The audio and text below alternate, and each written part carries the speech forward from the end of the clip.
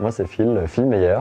Je suis sculpteur et peintre, je suis ergothérapeute de formation. J'ai continué en suivant sur une deuxième passion qui est le travail du bois, où je suis ébéniste d'art en mobilier contemporain. Et puis j'ai rencontré sur un stage en Finlande justement un artiste sculpteur qui m'a poussé à explorer d'autres choses que le côté artisanal et traditionnel. Janvier 2015, les Beaux-Arts en auditeur libre, où je me suis mis à la peinture. Et puis voilà, ça a commencé comme ça, tout simplement.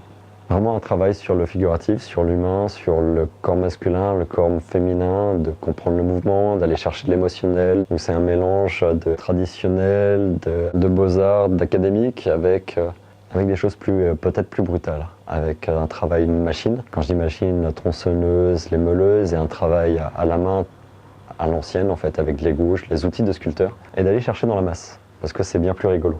Parce que comme ça, il y a des choses surprenantes qui arrivent, il y a des découvertes de nœuds, de choses qui ne sont pas prévues et qui donnent toute la beauté à l'œuvre en fait. C'est ce genre de choses qui m'intéressent en fait.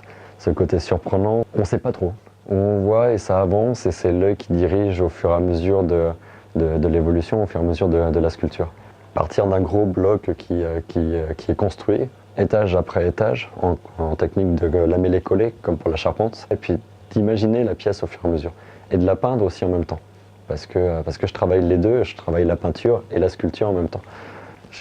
Pour Diane, par exemple, j'ai commencé par faire la peinture Le Bain, et ça en a donné deux autres derrière. Ce sont d'autres vues, d'autres sens, d'autres choses qui passent avec la sculpture, mais qui me permettent de construire la sculpture en même temps que la peinture. Un aller-retour permanent entre les deux. Beaucoup d'artistes disent je suis que sculpteur ou que peintre, même s'ils font les deux, alors que c'est intéressant de se dire voilà, c'est la création en général qui amène la sculpture et la peinture qui fait tout ensemble. Ça amène une réflexion sur le long terme. Ce qui me branche, c'est ce qui me plaît, ce sont les émotions, c'est la sensualité du corps, c'est le côté très chair et matière.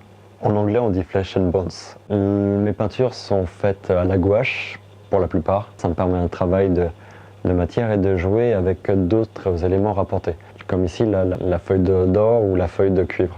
Voilà, il y a ce côté un peu sensuel de la matière brillante, ce côté orfèvrerie dans la peinture. Alors peut-être que c'est encore ce côté alchimie qui me plaît, d'avoir cette transmutation, ce changement de la matière picturale très pauvre au final pour aller vers des choses qui captent la lumière naturellement. Ça évolue en permanence, il y a de la matière chez moi.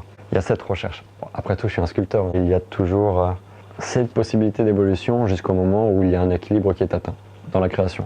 Et quand cet équilibre est atteint, eh ben c'est soit je m'arrête parce que ça y est, ça me plaît et que j'ai réussi à sortir ce que j'avais à l'intérieur, soit je me dis non, je veux pousser sur un deuxième équilibre, un troisième ou un quatrième et chercher un autre équilibre derrière.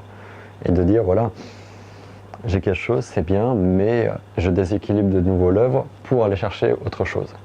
Et de dire voilà, il n'y a plus l'équilibre que j'avais atteint, je vais juste continuer pour aller à l'atteindre un autre. Principe de la vie en fait.